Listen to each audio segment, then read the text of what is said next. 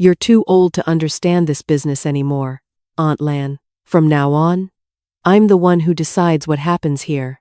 Kai said it, standing behind my own counter, in my own pharmacy, with 3 customers watching and Mrs. Fuang from the tailor shop, holding a blood pressure prescription in her hand, frozen mid-sentence.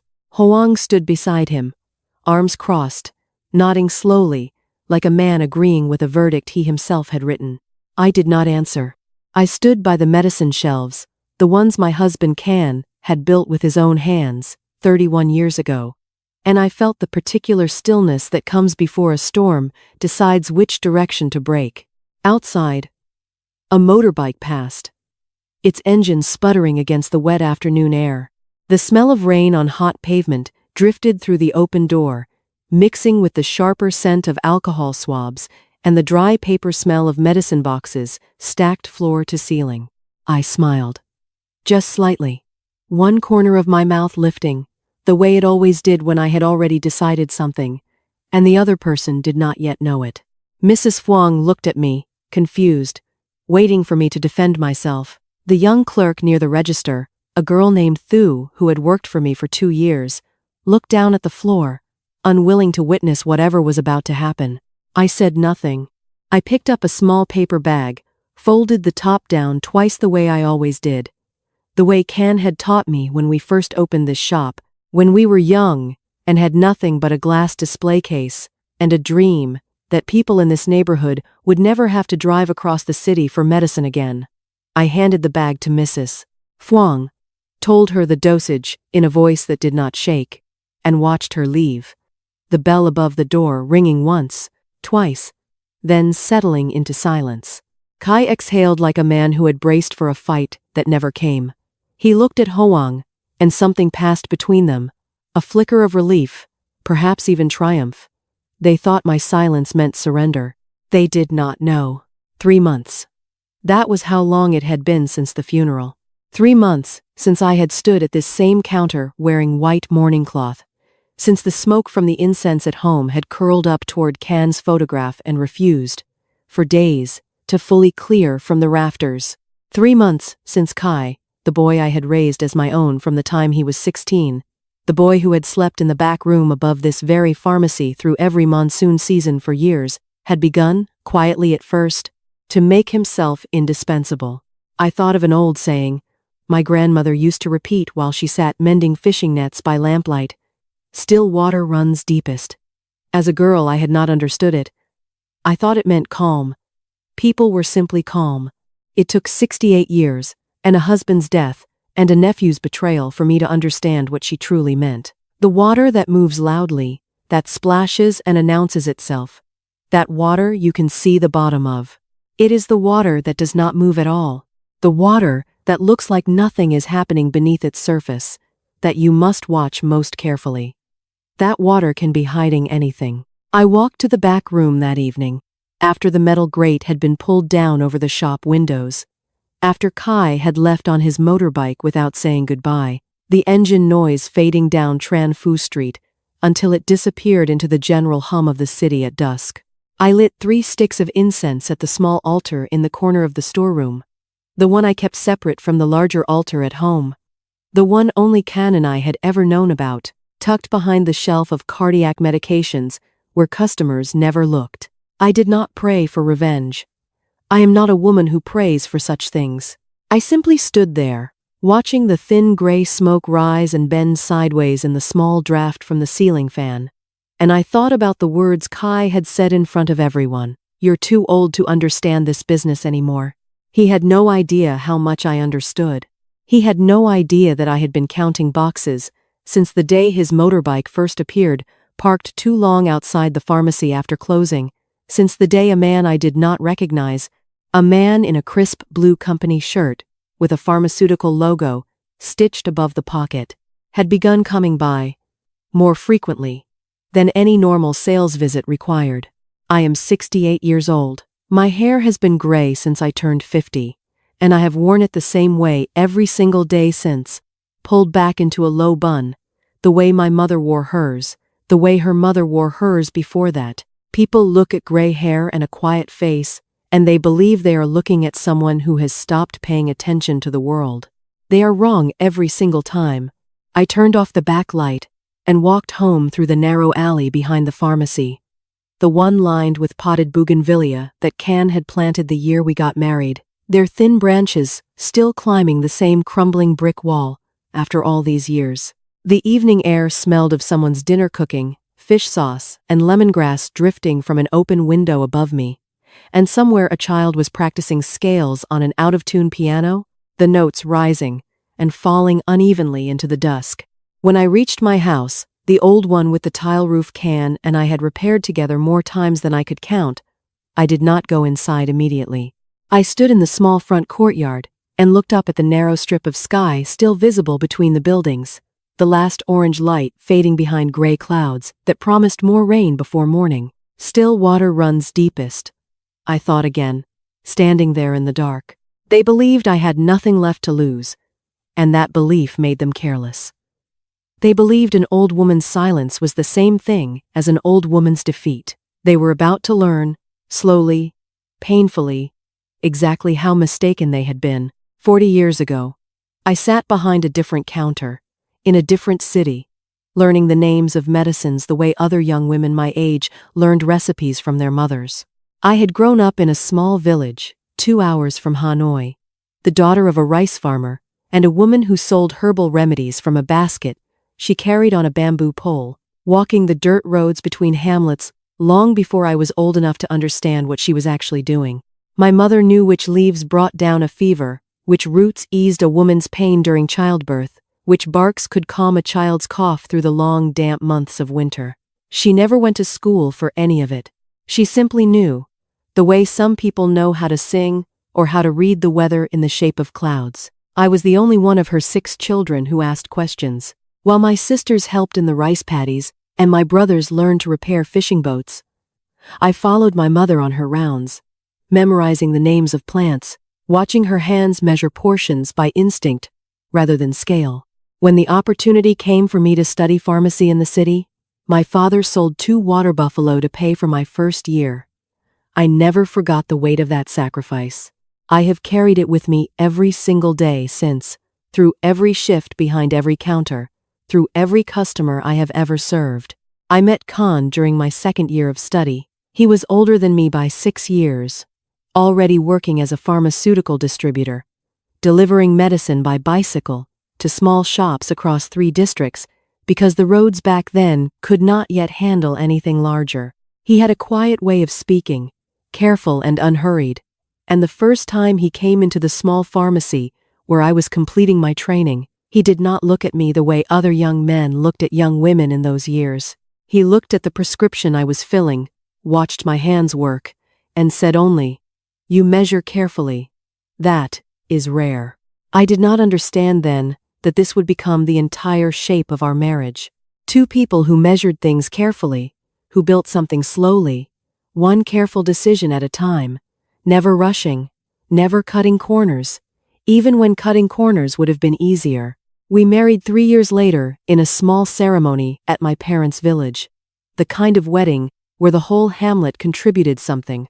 A chicken here, a basket of fruit there, my aunts spending 2 full days, preparing sticky rice and roasted pork, while my mother cried quietly into her sleeve, not from sadness, but from the particular grief of watching a daughter become a wife, knowing the shape of her days would now belong to someone else's household. Ken and I opened this pharmacy 7 years into our marriage, after years of saving every spare dong, after I had worked in 3 different shops to learn everything I could about running one myself. We chose this street because it had no pharmacy within walking distance, because the neighborhood was full of elderly people and young families who otherwise had to travel across the city for something as simple as fever medicine. We named it Phuc An, Blessed Peace. It was the kind of name people in this neighborhood teased us about gently, asking if we expected miracles from cough syrup, but Can always said the name was not about the medicine. It was about what he wanted people to feel when they walked through our door. We never had children of our own. After the 3rd loss, the doctor in Hanoi told me gently, in the careful language doctors use when they do not want to say something is permanent, that I should not try again. Can held my hand in that hospital corridor and said nothing for a long time. And then he said, "We will fill this life with something else. We will find a way." I did not believe him then. I believed him completely within 5 years. Kai came to us when he was 16, after his parents, Can's cousin and her husband, died in a bus accident on the road to Dalat. He arrived at our door with a single bag, silent and angry the way grieving teenagers often are, sleeping in the small room above the pharmacy that we had used for storage, and for the first 2 years he barely spoke to either of us. I remember the first time he smiled in our home, nearly 8 months after he arrived, when Can taught him to fix a broken bicycle chain in the courtyard. The two of them crouched over greasy gears as the evening light faded, Can patiently explaining each part, while Kai watched with the kind of attention I had not seen in him before. I taught him to read prescriptions when he turned 18. I taught him the names of medicines, the way my mother had once taught me the names of leaves and roots, walking him slowly through the shelves, explaining what each bottle was for, watching him write everything down in a small notebook he kept in his shirt pocket. He was a quick student, faster than I had been, in some ways. I was proud of him in the particular way you are proud of someone you have shaped with your own hands. Han used to say that raising Kai was like grafting a new branch onto an old tree. It takes time, he said, for the branch to truly become part of the trunk. Some grafts never take. You will not know which kind you have until many years have passed. I think of those words often now. The pharmacy thrived through all those years. We expanded twice, added the second display case, hired our first part-time clerk when Kai went away briefly to study business administration in Hanoi, a decision Can had encouraged, believing it would help the boy understand the financial side of running a shop someday. Kai returned 3 years later with a diploma and a new confidence, and slowly, naturally, he began taking on more responsibility. Khan's hands had started shaking by then, the early signs of the heart condition that would eventually take him, and it seemed only sensible that Kai should learn to manage the things Khan could no longer easily manage himself. I did not see anything wrong in this. I want to be honest about that. For years, I saw nothing wrong in this at all. I saw a nephew growing into a man, taking the weight of responsibility from an aging uncle's shoulders, exactly as a son should. I had no way of knowing, back then, what that growing confidence would eventually become. It began the way most betrayals begin, with something small enough to excuse. 6 weeks after Can's funeral, Kai came to me in the back office, holding a printed invoice from a pharmaceutical company I had never worked with before, a company whose name I did not recognize. Among the dozen suppliers, Can and I had built relationships with over 3 decades. The representative, he told me, was a man named Hoang, someone Kai had met at a regional distributor conference the year before, someone who specialized, Kai said, in newer medications with better margins than the older suppliers we had always used. These cost more upfront, Kai explained, sliding the paper across the desk toward me. But the markup is significantly better. We could increase our monthly profit by almost 30% just by switching half our inventory. I looked at the invoice carefully.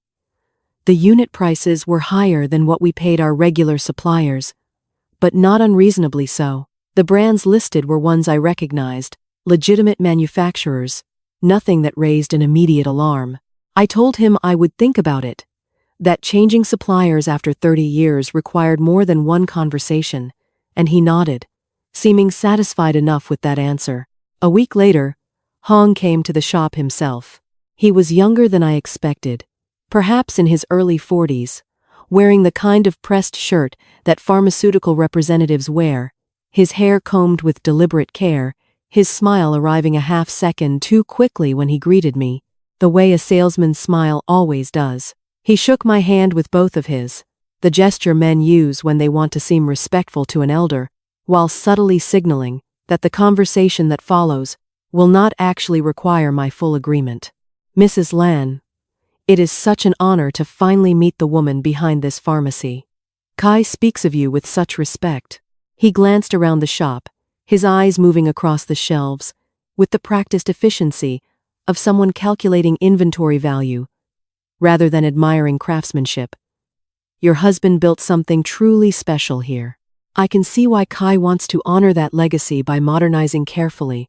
I said little during that first visit, only watched. I had spent 4 decades reading people across this same counter, watching customers describe symptoms they were embarrassed to name directly, learning to hear what people meant beneath what they actually said. Hoang spoke with the fluency of someone who had given this same speech many times before, to many different shop owners, in many different cities. Over the following month, the changes arrived gradually, each one small enough on its own to seem reasonable.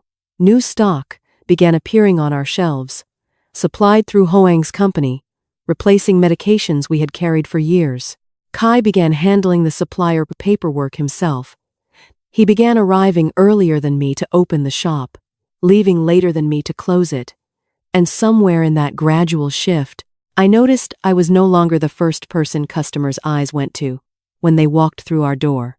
The evening, it truly began. The evening I now mark as the real beginning, came on a Thursday in late spring, the air thick with the smell of approaching rain, the kind of heaviness that settles over the city before a storm finally breaks.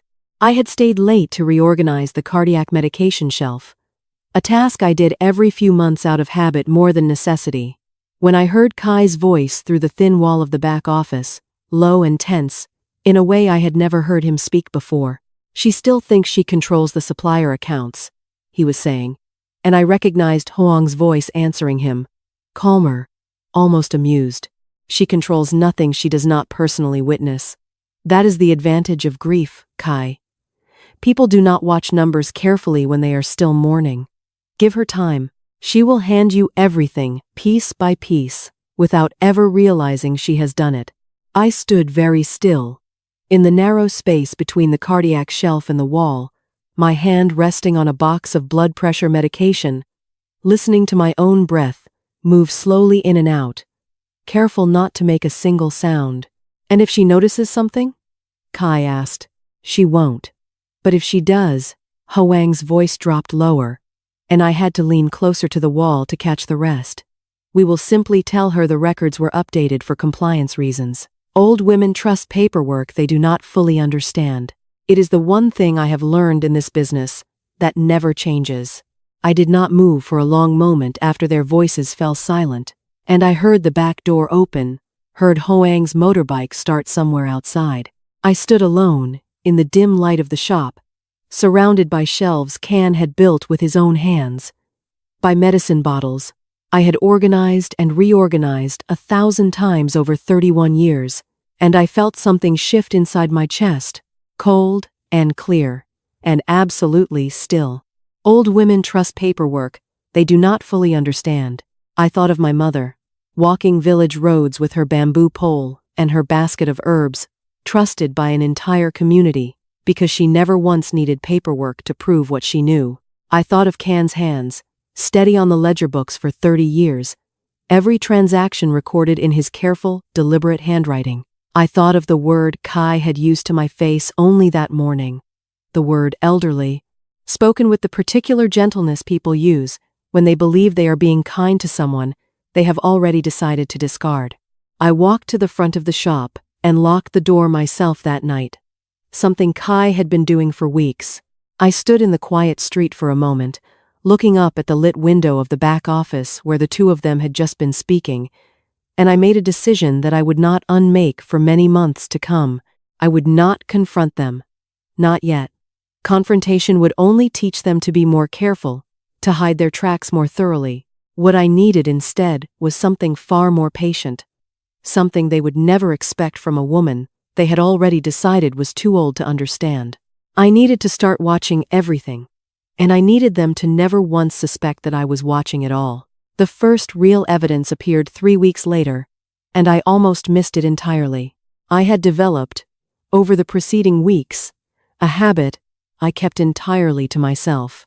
Each evening, after Kai had left for the day, I would stay behind under the excuse of restocking shelves or organizing the prescription files, tasks no one questioned an old woman taking her time over. During those quiet hours, I began pulling the delivery receipts from the small metal box where Can and I had always kept them, the same box that now sat tucked behind the cardiac medication shelf, hidden in plain sight, exactly where it had always been, because Kai had never once thought to look for something that had simply always belonged there. I compared what I found against the inventory sheets Kai now prepared each week, the ones he left in a folder on the front counter, for any supplier who might need to verify our stock levels for tax purposes. At first, the numbers seemed to align reasonably well. A box of antibiotics here, a shipment of diabetes medication there, the figures close enough to expected that I might have stopped looking entirely if I had not noticed one particular discrepancy on a Tuesday evening in early June. The delivery receipt in my hand, dated 3 weeks earlier, recorded 40 boxes of a common blood pressure medication received from Hoang's company. The inventory sheet Kai had prepared for that same week listed 65 boxes received. 25 boxes existed on paper that had never actually arrived at our shop, at least not according to the receipt I held in my own hands, the receipt I myself had signed for when the delivery truck arrived that particular Tuesday morning. I sat very still at the small desk in the back office, the receipt and the inventory sheet side by side, under the dim yellow light of the desk lamp, and I felt the cold clarity I had felt 3 weeks earlier return to my chest, settling there like something solid and permanent. 25 boxes. At the price Hoang's company charged us, 25 boxes of that particular medication represented nearly 4 million dong.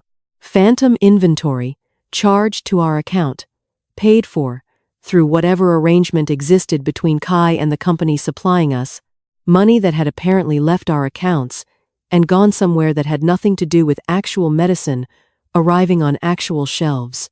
I did not say anything to anyone that night. I copied the numbers carefully into a small notebook I had begun keeping in the drawer of my bedside table, the same kind of notebook Kai had once carried in his shirt pocket as a boy, learning the names of medicines from my own patient instruction. There was something almost unbearably sad in that thought, that I was now using the same careful method I had taught him to track the ways he had betrayed everything that method was meant to protect. I returned the receipt to the metal box and placed it back exactly where it belonged behind the cardiac shelf, careful to leave no trace that I had moved it at all. When I walked home that night, through the alley behind the pharmacy, the bougainvillea Khan had planted brushed against my shoulder in the evening breeze, its thin branches still bare of flowers this early in the season, waiting for the right combination of sun and rain to finally bloom. At home, I lit incense at the family altar, the larger one in the main room where Can's photograph sat, surrounded by the small offerings I refreshed every few days, fresh fruit, a cup of tea poured each morning, out of a habit I could not break even 3 months after his death. I knelt before the altar longer than usual that night, watching the smoke curl upward and disappear into the dark wooden rafters above. Rafters Can himself had repaired only 2 years before he died, climbing a rickety ladder against my protests, insisting that some things a man simply had to fix with his own 2 hands. I did not speak to his photograph, the way some widows speak to their husbands, asking questions, seeking guidance. I simply knelt there in the quiet, in the particular silence of a house at night when the street outside has finally settled, and I let myself feel, for just a few minutes, the full weight of what I had discovered.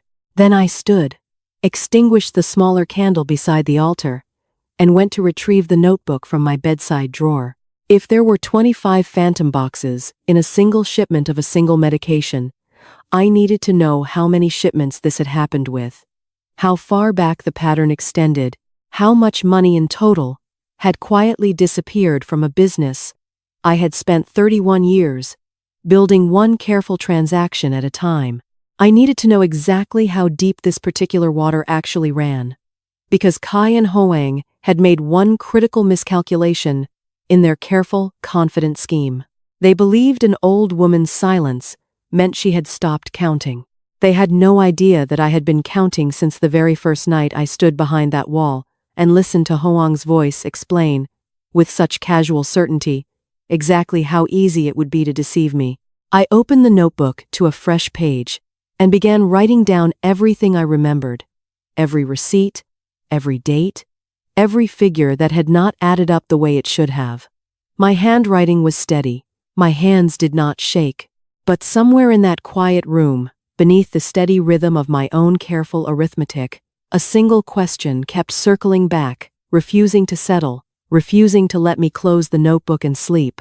If Hoang's company was willing to falsify delivery numbers for profit they would split with Kai, what else might be hidden inside those boxes that actually did arrive on our shelves, the boxes our neighbors trusted enough to swallow without a second thought? The answer to my question came 11 days later, and it arrived in a form I had not expected at all. Mrs. Hoa, a woman who had been buying her diabetes medication from our shop for nearly 15 years, came in on a Wednesday afternoon complaining of dizziness that had grown worse over the past 2 weeks. She was not the kind of customer who complained easily. I had watched her endure the loss of her husband, the slow decline of her eyesight, the difficulty of climbing the stairs to her third-floor apartment, all without a single word of self-pity. So when she stood at my counter that afternoon, her hand trembling slightly as she set down the medication box, I listened with the particular attention I reserve for people who do not ask for help unless they truly need it. "It tastes different," she said quietly, almost embarrassed to mention something so small. "The pill itself, it used to dissolve a certain way under my tongue when I cut it in half for the smaller dose, the way Dr. Min told me to do years ago. Now it does not dissolve the same way at all. And the dizziness, it started right after I finished the old bottle and opened this new one." I asked her to wait, and I went to the back to retrieve a box from the same batch. The batch Kai had restocked through Hoang's company only a month earlier. I examined the pills carefully under the small magnifying lamp Can had once used for reading fine print on older prescriptions. The lamp I still kept on the back desk out of habit. The coloring was almost identical to what I remembered. Almost. But almost is a word that means everything in pharmacy, the way a single degree of difference in fever can mean the line between rest and hospital. I compared the markings stamped into the surface of the tablet against the markings I remembered from years of handling this same medication, and the imprint was very slightly shallower, the edges of the letters less crisp than they should have been. I did not say anything to Mrs. Hoa beyond reassuring her gently, telling her I would look into the matter and adjust her prescription if needed.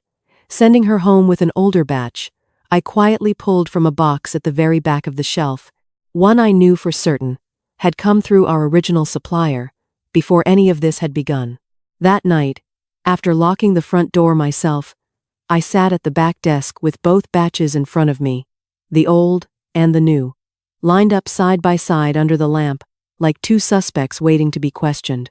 I thought of something my mother used to say. When villagers brought her plants, they had gathered themselves, uncertain whether what they held was medicine or poison. She would hold both samples up to the light, turning them slowly, and she would tell them the same thing every time.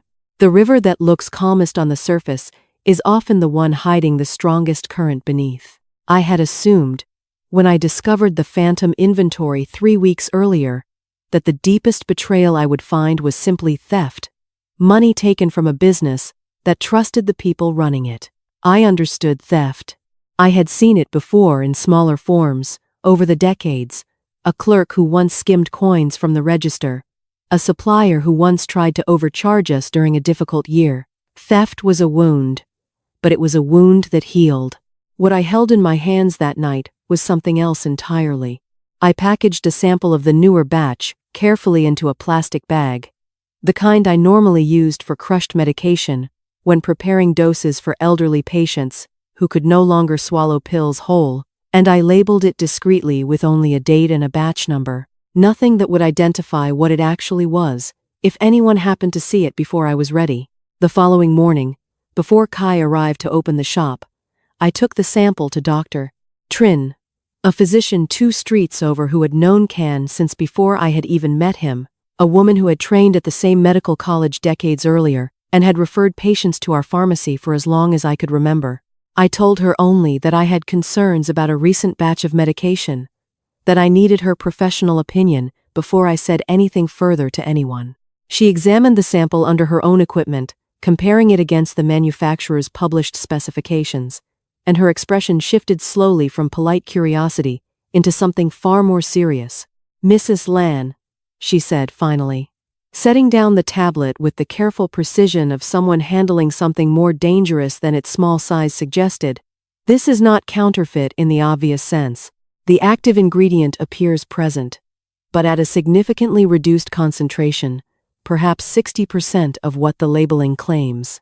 This is not a medication someone created from nothing. This is a legitimate medication that has been diluted, repackaged, and sold at full price." I sat very still in her small examination room, the ceiling fan turning slowly overhead, stirring the warm afternoon air without truly cooling it. "For how long?" I asked. "Could a patient take a reduced dose like this before it became dangerous?" Dr. Trin's face told me the answer before her words did. For blood pressure medication specifically, taken consistently at 60% strength, a patient could believe they are managed and controlled, while their actual numbers continue climbing slowly, silently, for months.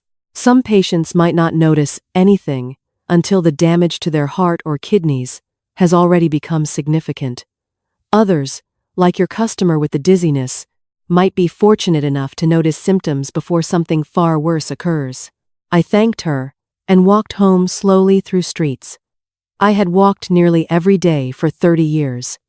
Streets lined with the same shop fronts, the same neighbors sweeping the same stretch of sidewalk in front of their doors each morning, and I felt something inside me shift from cold clarity into something heavier, something that settled deep in my chest like a stone dropped into still water, sending ripples outward that would not stop moving for a very long time. This was no longer simply about money disappearing from an account, about boxes that existed on paper but not on shelves. This was about Mrs. Hoa's trembling hand, about every elderly customer in this neighborhood who walked through our door believing they were receiving exactly what their doctor had prescribed, exactly what they had trusted us to provide for over 3 decades. This was about the name above our door. Phuc An. Blessed Peace. I thought of Can's voice, the way he used to explain that name to curious customers, telling them it was not about the medicine, but about what he wanted people to feel when they walked through our door. I wondered, standing alone on that familiar street as evening settled around me, what he would have felt knowing that the boy he had taught to fix bicycle chains, the boy he had patiently mentored through every step of running this business, had turned that same blessed peace into something that could quietly poison the very people it was meant to protect. I did not cry. I had learned long ago that crying changes nothing about a problem that requires careful thought instead. But that night, kneeling before the altar at home, watching the incense smoke rise and bend in the slow current of air moving through the rafters, I allowed myself, for just a few minutes, to feel the full weight of exactly what I now understood I was facing. I became, over the following weeks, a far more patient woman than even Kai or Hong could have imagined, though patience itself was nothing new to me. I had spent 40 years learning that medicine rewards patience and punishes carelessness, that the difference between a cure and a catastrophe often comes down to careful measurement, careful waiting, careful attention to details other people rush past without noticing. I began documenting everything with the same precision I had once used to measure dosages for children too young to tell me clearly what hurt them. Each evening, after the shop closed and Kai disappeared on his motorbike toward whatever life he had built away from these walls, I stayed behind under the same excuses I had used before, reorganizing shelves, updating prescription files, tasks no one ever questioned, an old woman taking her careful time over.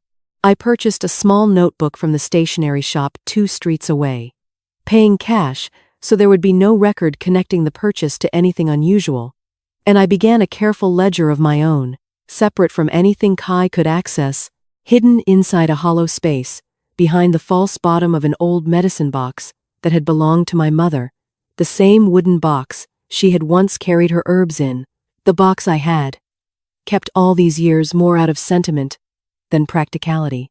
Each delivery receipt I found in the metal box I copied carefully into my notebook before returning the original exactly where I had found it. Each discrepancy between what arrived and what Kai recorded as arriving, I noted with the date, the medication, the quantity, the dollar value of the difference. Within 3 weeks, the pattern that emerged was far larger than the single shipment that had first caught my attention. Across the past 4 months alone, I calculated nearly 31 million dong in phantom inventory, money paid to Hoang's company for medication that had never actually arrived on our shelves. And beneath that financial fraud sat the second, far more serious pattern. The substituted batches, the diluted medications quietly mixed in among legitimate stock, sold to unsuspecting customers at full price and full trust. I began collecting physical samples as well, small quantities pulled discreetly from different batches over different weeks, each one labeled only with a date and stored in a sealed container I kept in the same hidden compartment as my notebook. I returned twice more to Dr. Trin, each time with a different sample, and each time her analysis confirmed what I already feared. The dilution was not limited to a single medication or a single batch. It appeared to be a systematic practice, affecting at least 4 different common prescriptions that moved through our shop in steady volume. There was a particular satisfaction, quiet and private, in watching Kai and Hoang grow more confident with each passing week, entirely unaware that every confident step they took was being recorded in a hidden notebook only inches away from where they stood, discussing their next move. I thought of an old proverb my father used to repeat about the buffalo who grazes peacefully in a field, never noticing the farmer counting his steps from a distance, planning exactly when and how he intends to bring the animal home. Hoang began visiting more frequently, sometimes twice in a single week, always arriving with paperwork that Kai signed without ever showing me, always leaving with a folder of documents I was no longer permitted to review without specifically requesting them, a request Kai had begun discouraging with increasingly transparent excuses about my health, my need for rest, my deserved freedom from the burdens of daily operations after so many years of hard work. "You should be enjoying your retirement, Aunt Lan," he told me one afternoon, his voice carrying the particular gentleness people use when they believe they have already won. "Let me handle the difficult parts now. You have given enough to this place." I smiled at him, the same way I had smiled the day he first told me I was too old to understand this business. And I told him he was very thoughtful, very capable, that I trusted him completely. The words tasted strange in my mouth, but I had learned long ago, watching my mother negotiate with difficult village officials over land disputes when I was a girl, that sometimes the strongest position is the one that appears weakest, that a woman who seems to surrender everything is often the woman who has simply chosen to wait for a better moment to act. I continued my evening rounds through the shop. After closing, continued copying figures into my hidden notebook, continued collecting samples that Dr. Trin analyzed with growing concern each time we met. I began, carefully and without raising suspicion, asking quiet questions of a few long-time customers, people I had served for decades, people whose loyalty I trusted completely. I asked them gently whether they had noticed any changes in how certain medications looked or felt, framing my questions as simple quality concerns rather than the beginning of an investigation that was steadily building towards something far larger than either Kai or Hoang could imagine. 3 customers besides Mrs. Hoa described similar experiences. A slight change in taste, a slight change in how quickly a tablet dissolved, symptoms that had crept back slowly after months of feeling stable, symptoms they had simply attributed to aging rather than to anything wrong with their medication.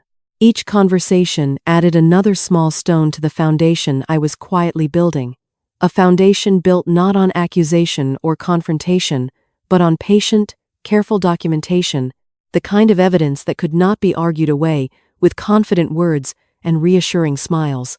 I thought often, during those weeks, of something Kan used to say about the medicine business itself, a lesson he had repeated to Kai many times when the boy was still young enough to listen without resentment. "The most dangerous mistake a pharmacist can make," Kan would say, is trusting the label more than the substance. Paper can claim anything. Only careful examination reveals the truth. Kai had learned that lesson well enough to apply it in reverse, trusting that an old woman would never look past the label of grief and age that he and Hong had assigned to me, never suspecting that beneath that label, I was examining everything with exactly the careful attention Can had spent decades teaching me.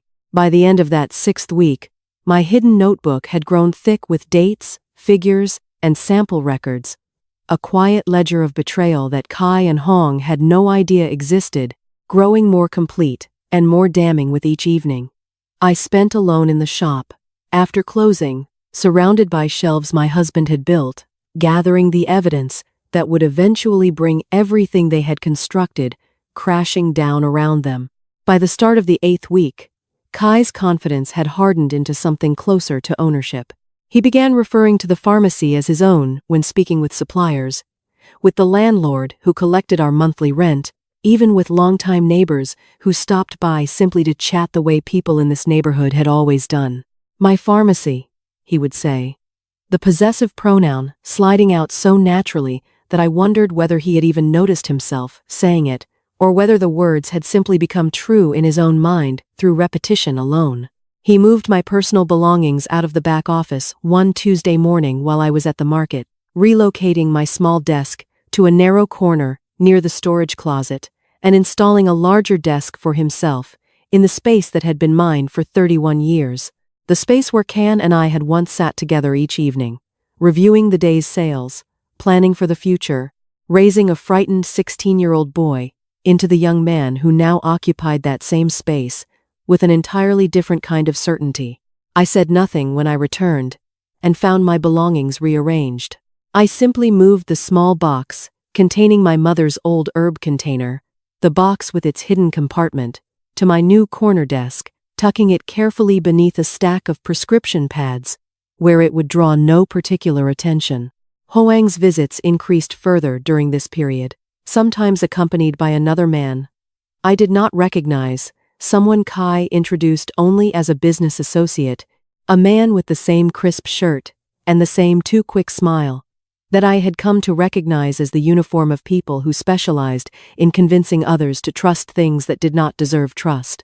They would disappear into the back office for an hour or more at a time, voices occasionally rising, loud enough for fragments to reach me through the thin wall, numbers and percentages and phrases, like expanding distribution.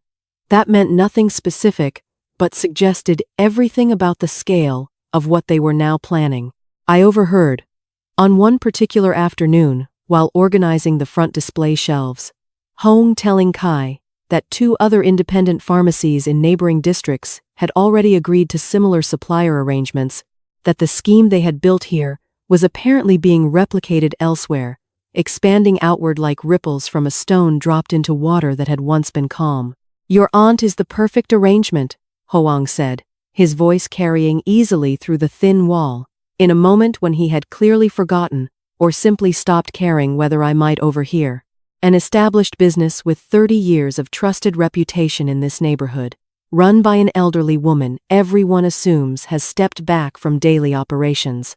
No one questions inventory discrepancies when the official story is that her grieving nephew has simply taken over more responsibility. It is the cleanest setup we have found in this entire district. I stood very still on the other side of that wall, a box of cough syrup in my hands, listening to a stranger describe my husband's life's work as a clean setup, as though Phuc An were nothing more than a convenient instrument, rather than 31 years of careful, patient devotion. The cruelty of the moment was not loud. It did not announce itself the way Kai's words had announced themselves that first afternoon in front of Mrs. Phuong. This cruelty was quiet, almost businesslike, the particular cruelty of people who have stopped seeing the human cost of their actions entirely, who speak about deception the way other people speak about logistics, I thought, standing there with the cough syrup growing slightly warm in my grip, of a phrase my grandmother used to say about people who believed they had successfully hidden something from the world. The fish that swims fastest is the fish that has not yet noticed the net closing around it. Kai had begun planning a renovation of the front display area, telling customers it was time to modernize, to update the look of the shop for a new generation of clientele. He showed me sketches one evening, almost as a courtesy, rather than a genuine request for my opinion. Sketches that removed the original wooden shelving Can had built entirely, replacing it with sleek metal fixtures that looked identical to fixtures I had seen in chain pharmacies across the city, the kind of pharmacies that had no particular relationship with the neighborhoods they served, that existed purely as efficient points of transaction. "The old shelves are outdated, Aunt Lan," he said, tracing his finger across the architect's sketch with genuine enthusiasm, the first real enthusiasm I had seen from him in weeks. "This will modernize everything. Better organization, better customer flow, a fresher feeling overall." I looked at the sketch for a long moment, recognizing that he intended to erase, quite literally, the physical evidence of everything his uncle had built, replacing it with something that would make this shop indistinguishable from 100 others across the city, something that would erase not just the wooden shelves themselves, but the entire history they represented. "It looks very modern," I said finally, handing the sketch back to him without further comment. He smiled, clearly satisfied with what he interpreted as my approval, and began discussing timelines, contractors, the disruption to business during the renovation period, none of it requiring my input at all of it already decided in his own mind, well before he had bothered to show me the sketches in the first place. That night, after he left, I stood alone in the empty shop and ran my hands slowly along the edge of the wooden shelf nearest the register, the one Can had built during our very first month of business, the one with a small irregular knot in the wood, near the bottom, that he had once joked, looked like a tiny dragon, if you squinted at it correctly in the right light. I thought of how completely Kai now believed he had won, how thoroughly he had convinced himself that an old woman's quiet acceptance meant genuine surrender rather than careful calculation. I thought of Hong's voice through that thin wall, describing my husband's pharmacy as a clean setup, and I felt the cold clarity inside my chest harden into something even more solid, something closer to certainty than to anger. They believed the storm had already passed, that whatever resistance an aging widow might have offered had already faded into nothing more than quiet compliance. They had no understanding at all of how completely they had mistaken patience for defeat, or how dangerous that particular mistake was about to become for both of them. The renovation began on a Monday, and it was during the second day of demolition that I found the evidence that would change everything. Kai had hired a small crew to remove the old wooden shelving, and I had insisted on being present, telling him I simply wanted to watch, to say a proper goodbye to something Can had built with his own hands. He agreed easily enough, perhaps even relieved to see me expressing something close to acceptance, rather than the resistance he had clearly braced himself for. I stood near the back of the shop as the workers carefully disassembled the shelving unit closest to where the old register had once stood, the unit Can had built first, the foundation around which everything else in this pharmacy had eventually grown. As one of the workers pried loose a section of backing board, something fell from a gap I had never known existed, a hollow space built into the original construction, hidden behind the visible shelving for over 3 decades. It was a small bundle of papers, yellowed slightly with age, tied together with a thin piece of string that had once been white, but had faded to the color of weak tea. I picked it up before any of the workers thought to examine it, slipping it quietly into the pocket of my apron, my heart beating with a steadiness that surprised even me, given what I already suspected I might find. I did not open the bundle until that evening. Alone in my house, kneeling before the altar, where Can's photograph watched over the small room with the same patient expression he had worn through nearly every difficult moment of our shared life together. Inside the bundle, I found something I had never known existed: Can's own private records, kept separate from our official business ledgers, documenting a series of supplier disputes from many years earlier. Disputes I remembered only vaguely as minor business difficulties he had handled quietly without troubling me with the details. According to his careful handwritten notes, Can had once discovered, nearly 15 years before his death, A supplier attempting almost exactly the same scheme that Kai and Hong were now running. Diluted medications, mixed into legitimate stock, falsified delivery records, designed to extract additional profit from an unsuspecting pharmacy. Han had caught it within weeks. He had documented everything meticulously, the same way I had been documenting everything these past 2 months, without ever knowing he had once walked this exact same path before me. He had confronted the supplier privately, severed the relationship immediately, and absorbed the financial loss, quietly, rather than involve the authorities, choosing at the time to protect the pharmacy's reputation rather than expose what had happened.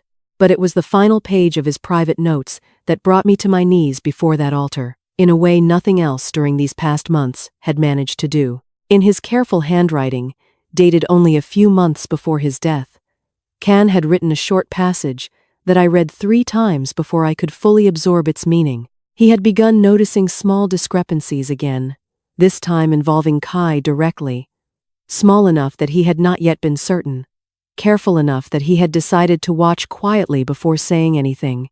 The same exact strategy I myself had chosen, without ever knowing he had walked this path before me. His final line read simply, "If something happens to me before I understand this fully, watch the boy carefully. Watch the wooden shelf nearest the register. I have hidden what I find there, the way the old fishermen hide their best nets where the water looks shallowest." I sat on the floor of my own home for a very long time that evening, the bundle of papers spread before me, the incense burning low beside Can's photograph, and I felt something break open inside my chest that I had been holding carefully closed since the day of his funeral. He had known.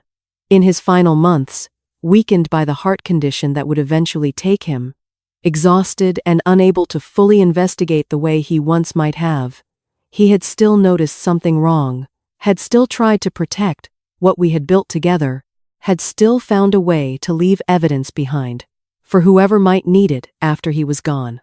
He had trusted that someone would eventually look behind that shelf.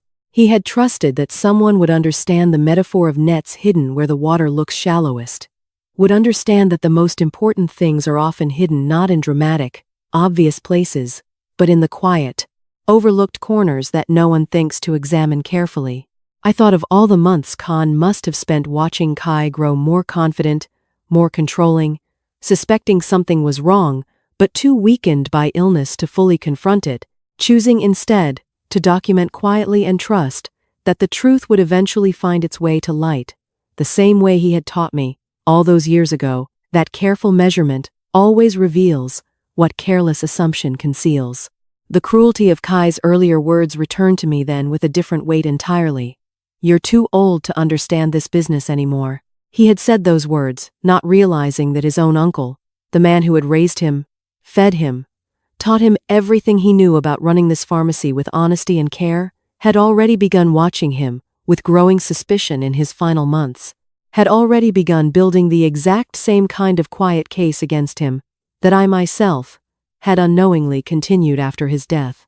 I knelt there before the altar until the incense had burned down to nothing, until the smoke had finally cleared entirely from the small room, and I made a silent promise to the photograph, watching over me. I would finish what he had started.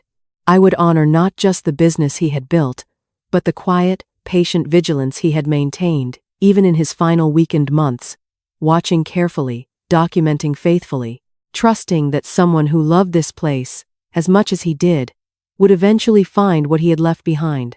The water that looks shallowest, I thought, touching the edge of his handwriting one final time before carefully folding the papers back into their bundle, often hides the most important things of all. I spent the following 2 weeks combining Can's old records with everything I had documented myself, building a single comprehensive case that connected his early suspicions to the full scope of what Kai and Hong had since constructed. The renovation continued around me during this period, workers tearing out the remaining sections of original shelving, installing the sleek modern fixtures Kai had chosen, the physical transformation of the shop proceeding alongside a far quieter transformation happening entirely within my own careful planning. I allowed Kai to believe I had accepted everything completely, even complimenting the new fixtures when they were finally installed, watching him relax further into the confidence that an old woman's resistance had fully dissolved into grateful retirement. I returned to Dr. Trin one final time, bringing with me not just additional samples but the complete financial documentation I had assembled. The phantom inventory figures spanning 8 months now, the pattern of dilution affecting 6 different medications by my final count. The testimonies I had quietly gathered from 11 different longtime customers who had each noticed something subtly wrong with their medication over recent months, without understanding why. Dr. Trin examined everything with the same careful seriousness she had shown from our very first conversation, and when she finished, she set down the final page of my documentation and looked at me directly. "Mrs. Lan, this is no longer simply a business matter. What you have documented here constitutes evidence of pharmaceutical fraud serious enough to warrant involvement from the provincial health department. This is the kind of case that, properly presented, results in license revocation and potentially criminal prosecution." I thanked her and asked for one final favor, a formal letter from her, written on official letterhead, confirming her professional analysis of the medication samples I had collected. She agreed without hesitation, telling me she would have it ready within 3 days. I contacted a former student of mine as well, a young woman named Lynn, who had once worked as a junior clerk in our pharmacy nearly a decade earlier, before going on to study pharmaceutical regulation, now working within the provincial health department itself. I had taught her, all those years ago, the same careful attention to detail I had once learned from my own mother, watching her grow from a nervous 19-year-old into someone now responsible for investigating exactly the kind of fraud I had spent the past 2 months documenting. She agreed to meet me privately at a small cafe 3 streets from the pharmacy, somewhere Kai would never think to look for me, and when I laid out everything I had gathered across the small table between us, her expression shifted slowly from professional curiosity into something far more serious. "This is thorough enough to support an immediate formal inspection," she told me, paging carefully through my notebook, through Can's old records, through Dr. Trin's analysis. "But Mrs. Lan, an inspection like this typically happens with advance notice to the business owner. If we schedule something formally now, your nephew and his supplier will have time to clean up records, dispose of compromised inventory, prepare explanations." I had already considered this exact problem during my quiet evenings of planning, and I told her so. Then, we do not give them advance notice in the way they expect. We arrange for the inspection to coincide with something they cannot reschedule or avoid, something that brings them both into the shop at the same time, fully unaware of what is actually about to happen. Lynn studied me for a long moment, something like quiet admiration crossing her face. "You have been planning this very carefully. I have had a great deal of time to think," I told her, "and very little reason to rush." We settled on a date 11 days away, a Thursday afternoon when Kai had already scheduled a supplier review meeting with Hoang, a routine meeting he had mentioned casually weeks earlier, never imagining how thoroughly that ordinary appointment would soon transform into something else entirely. Lynn would arrive with a formal inspection team precisely during that meeting, carrying official authority to examine our complete inventory, our financial records, and any physical samples that raised concern. I spent those final 11 days continuing to behave exactly as I had behaved for the past 2 months, quiet, accommodating, seemingly resigned to whatever changes Kai and Hong continued to implement around me. I watched the new metal shelving fill with stock, watched Kai grow increasingly comfortable, referring to the pharmacy as entirely his own, watched Hong's visits continue, with the same casual confidence that had characterized every interaction between them since this had all begun. Each evening, after locking the shop and walking home through the familiar alley lined with Can's bougainvillea, now finally beginning to bloom in small clusters of pink and white along the brick wall, I knelt before the altar and reviewed my plans one final time, checking and rechecking every piece of evidence, every document, every careful detail that would need to align perfectly when the moment finally arrived. On the 9th evening, kneeling before Can's photograph in the flickering candlelight, I felt something settle inside me that I can only describe as readiness, the particular calm that comes not from certainty about outcomes, but from the simple knowledge that every careful preparation has finally been completed. I thought of my grandmother's old words, "Still water runs deepest," and I understood now, perhaps more fully than I ever had before, exactly what those words had always been trying to teach me. The surface had remained calm for months, undisturbed, unremarkable, exactly as Kai and Huang believed it should remain. But beneath that calm surface, something had been building steadily, quietly, patiently, gathering force the way storm clouds gather invisibly behind a clear horizon, until the precise moment they finally choose to break. 2 days remained before that Thursday meeting, before Lin's inspection team would walk through our front door, expecting an ordinary supplier review, and finding instead the full weight of everything I had spent 2 months carefully assembling. 2 days remained before Kai and Hoang would finally understand exactly how thoroughly they had mistaken an old woman's silence for surrender.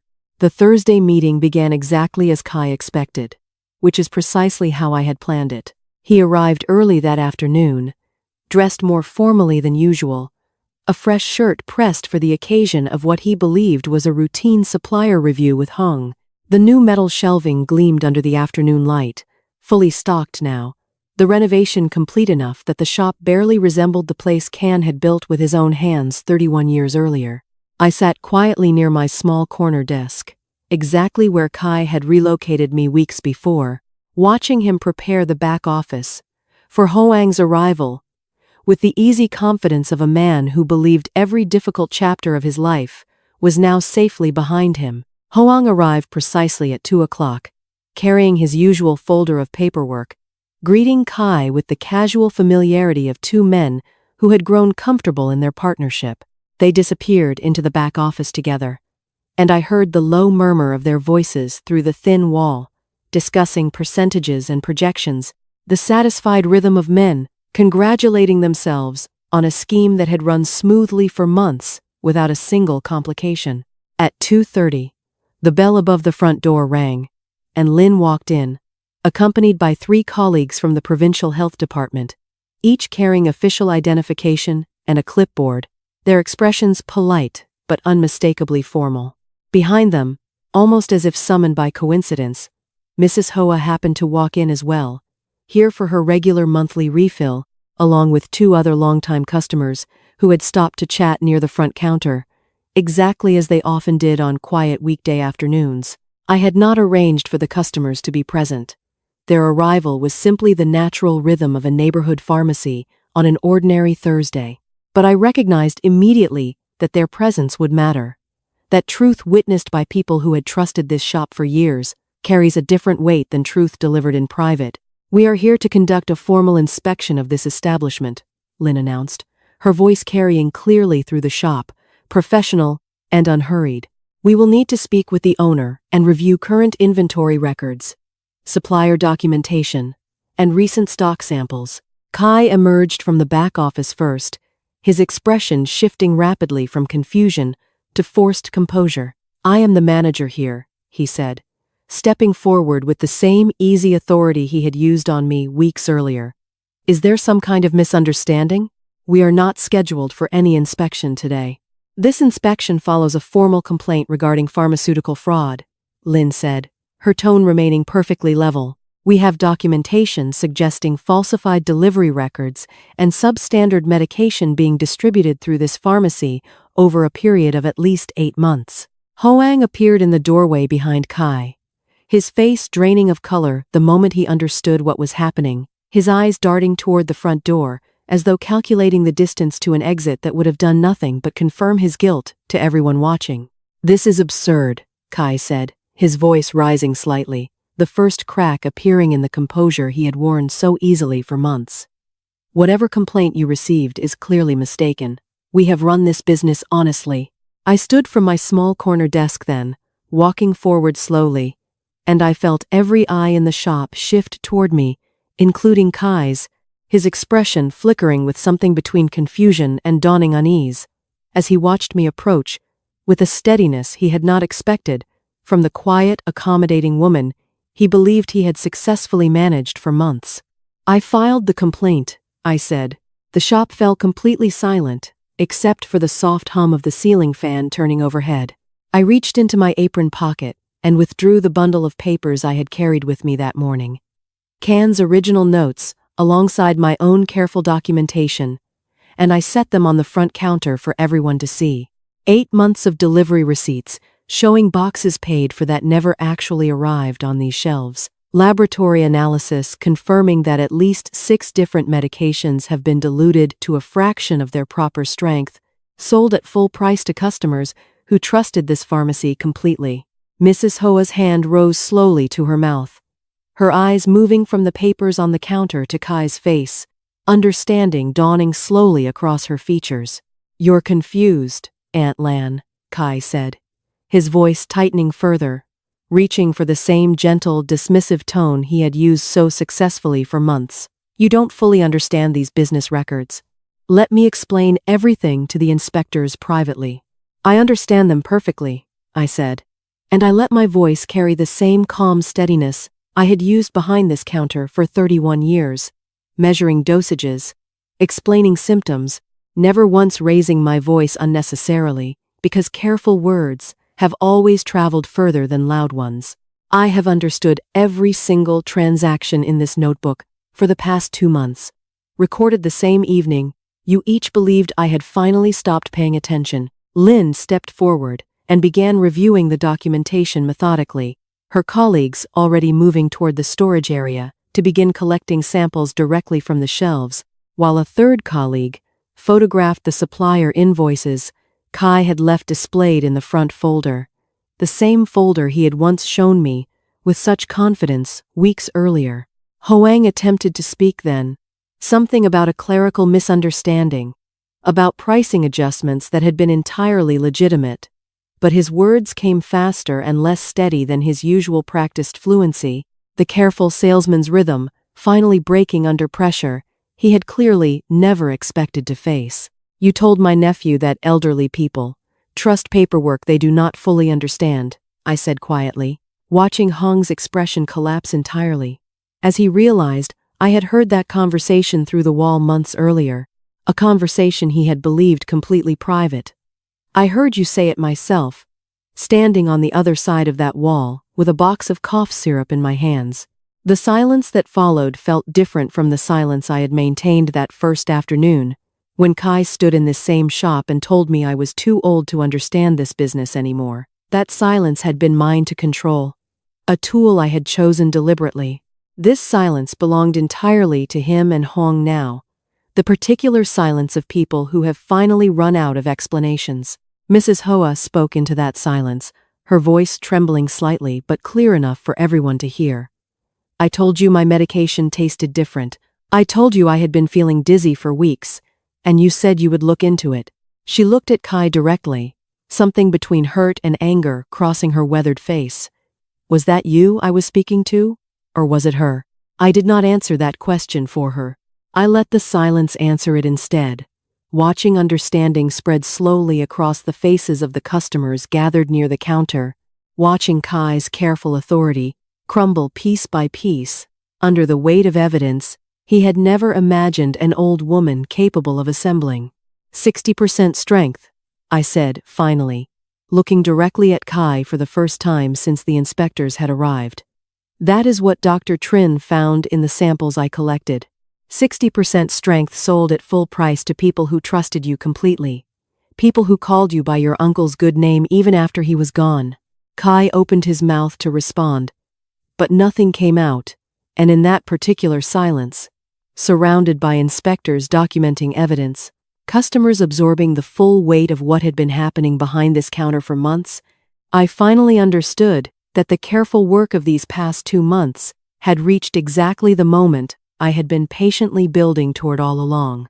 What happened over the following 20 minutes unfolded with the particular momentum of dominoes finally allowed to fall after months of careful, patient setup. Lynn's team moved efficiently through the storage area, photographing inventory, comparing batch numbers against the delivery receipts I had provided, collecting physical samples that would later confirm in formal laboratory testing exactly what Dr. Trin had already discovered through her own careful analysis.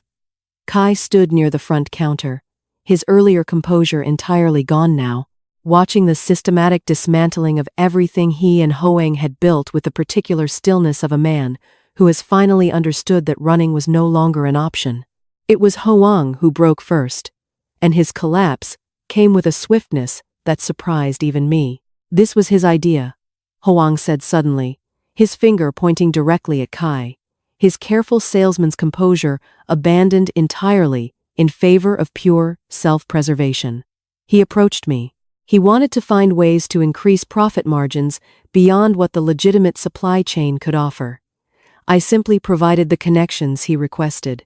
That's a lie, Kai said, his voice cracking with genuine shock at the speed of Hong's betrayal. You came to me, you showed me the numbers, told me how easy it would be, told me she would never notice because grief makes people careless. I told you what could be done, Huang said, his voice rising defensively. You were the one who decided to actually do it. You were the one with access to the records. You were the one who signed every falsified inventory sheet with your own hand. I watched the two of them turn against each other with something that was not quite satisfaction, but was not entirely separate from it either. I thought of an old saying my father used to repeat about two thieves dividing stolen rice.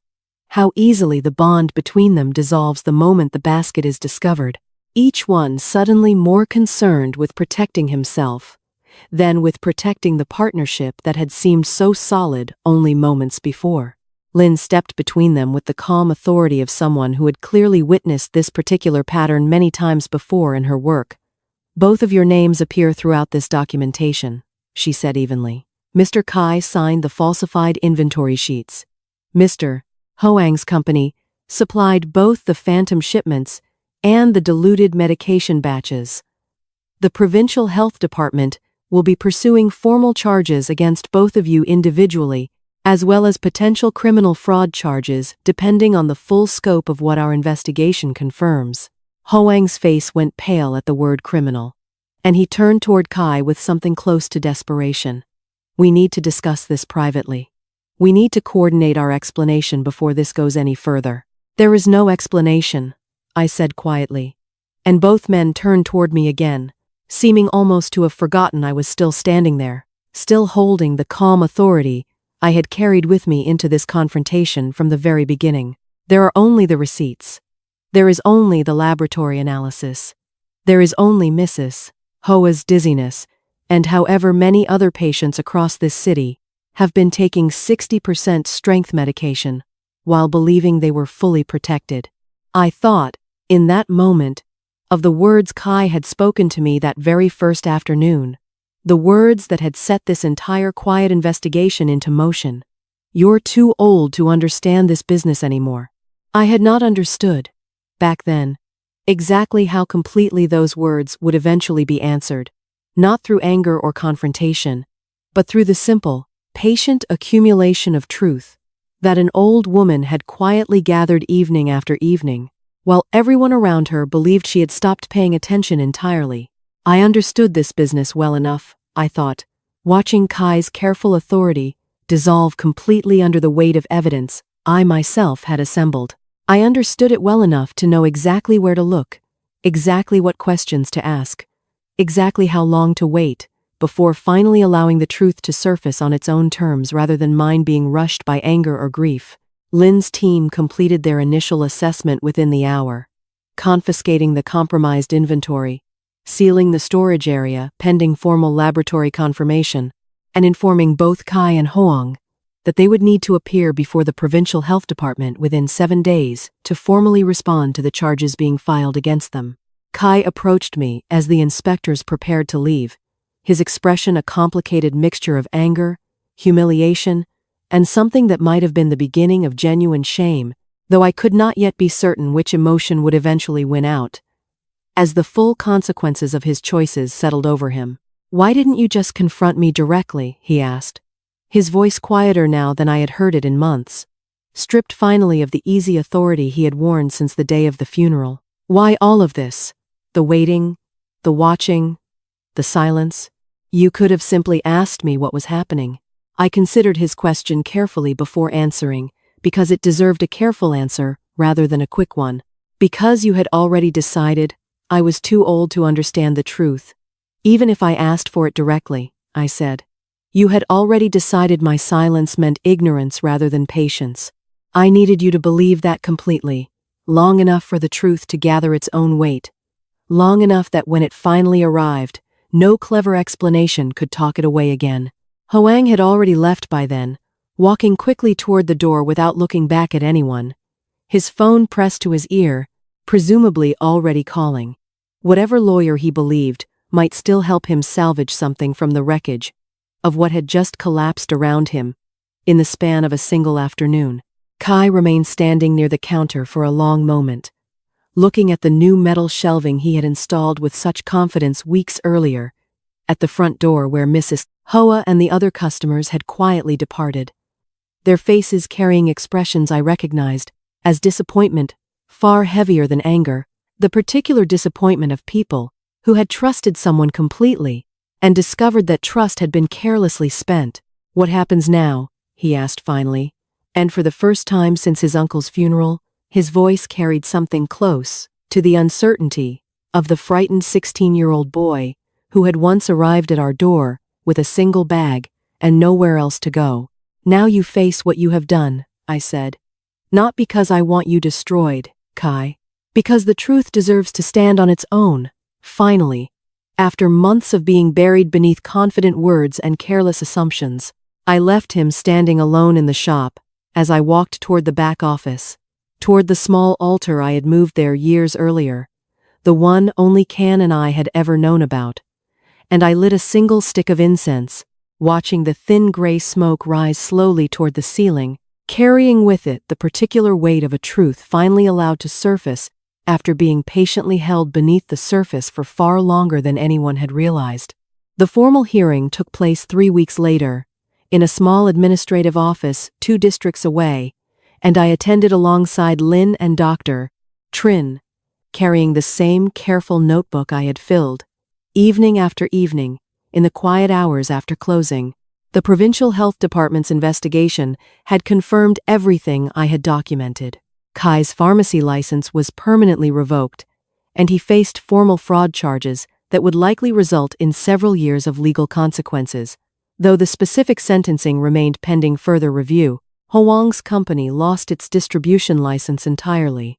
And the investigation, once it began, uncovered exactly what Hong had hinted at months earlier through that thin office wall: 3 other independent pharmacies, across 2 neighboring districts, that had unknowingly participated in the same scheme, each one now beginning its own difficult process of correction and restitution.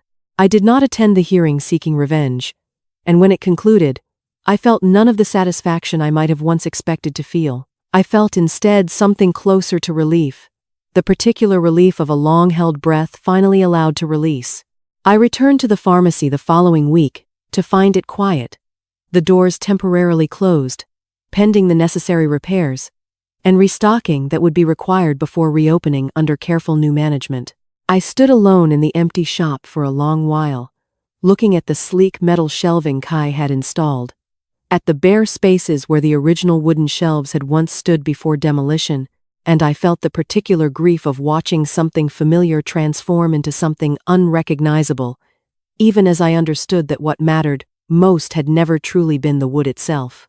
It was Lin who first suggested, gently, that I consider passing the pharmacy's true legacy forward to someone who would honor it properly, rather than simply rebuilding it myself at 68 years old, with no one beside me to share the daily weight of running it. I considered her suggestion carefully over the following weeks, the way I considered every important decision, slowly and without rushing toward an answer, simply because one was expected. I thought of Lin herself, the nervous 19-year-old clerk I had once trained so carefully, now a capable young woman, working within the very department that had helped restore justice to everything Kai and Hong had tried to destroy. I thought of Dr. Trin's quiet, steady support throughout these difficult months, and I thought, most of all, of Mrs. Hoa's trembling hand on my counter, the small moment of honesty that had ultimately unraveled everything else. I chose, in the end, to offer the pharmacy not to a relative bound to me by blood or obligation, but to Thu, the quiet young clerk who had worked beside me for 2 years, who had looked away in discomfort the day Kai first spoke those cruel words, in front of everyone, who had never once, throughout the entire ordeal, allowed herself to be drawn into the comfortable convenience of looking away from what was clearly wrong. I found her one afternoon restocking shelves in a neighboring pharmacy, where she had taken temporary work during our closure. And I told her simply that I wanted her to consider taking over Phuc An entirely, rebuilding it not as Kai had attempted to rebuild it, sleek and modern, and indistinguishable from 100 other shops across the city, but as Can had originally intended it, a place where the neighborhood's elderly and forgotten could walk through the door and trust completely that what they received was exactly what they needed. She cried when I asked her, the same way my mother had once cried at my own wedding, not from sadness but from the particular weight of being trusted with something far larger than herself. We reopened Phuc, and 2 months later, on a quiet Tuesday morning, with new wooden shelving, built by a craftsman Can himself had once recommended years earlier, an old friend who remembered exactly the kind of careful, sturdy construction my husband had always preferred.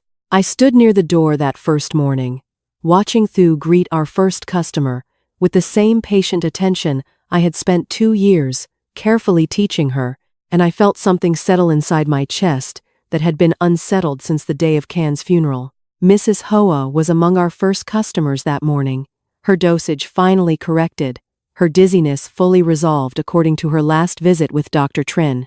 She squeezed my hand at the counter and told me she had never doubted, not once through the difficult months of uncertainty, that the truth would eventually find its way to the surface in a place that had always been built on something more solid than convenient appearances. I think often, now, of the words my grandmother once spoke to me as a girl, watching her mend fishing nets by lamplight, words I did not fully understand until very late in my own life. Still water runs deepest. I understand now that she was not simply describing calm people who happened to be calm. She was describing the particular strength of patience itself, the way truth gathers slowly, beneath a still surface, accumulating weight and clarity in silence, until the moment finally arrives when it can no longer be denied or talked away by anyone, no matter how confident their voice or how convincing their careful explanations. I did not become wealthier through any of this. The pharmacy generates modest, honest profit now, exactly as it always had before Kai's interference, nothing more. I did not seek punishment beyond what the truth itself naturally demanded. What I recovered instead was something far more valuable than money. Something Kai's cruel words that first afternoon had attempted to take from me entirely. My understanding. My judgment. The simple, undeniable fact that an old woman's quiet attention is not the same thing as an old woman's ignorance, regardless of how convenient it might be for someone else to believe otherwise. Each evening now, after Thu locks the front door and the street outside settles into its familiar quiet rhythm, I walk home, through the same narrow alley lined with Can's bougainvillea, blooming fully now in deep clusters of pink against the old brick wall, and I light incense before his photograph, watching the thin smoke rise and bend gently in the evening air, exactly as it always has. I do not need him to answer me. I never have. I simply need him to know that the water he once warned me to watch carefully, the water that looked shallowest exactly where the most important things were hidden, finally ran clear again, patiently, quietly, exactly the way still water always eventually does. If you are someone people have stopped asking before deciding things for you, someone they've decided is too old to understand, too tired to notice, too quiet to matter, I hope this story reminded you of something important. Quiet does not mean weak. Patient does not mean powerless. The people who underestimate you today are often the ones who will need to answer for it tomorrow. If this story moved you, please give it a like, and subscribe to the channel. It helps these stories reach more people who need to hear them. If you were in Mrs. Land's place, would you have confronted them immediately? Or would you have waited and gathered the truth quietly the way she did? Tell me in the comments.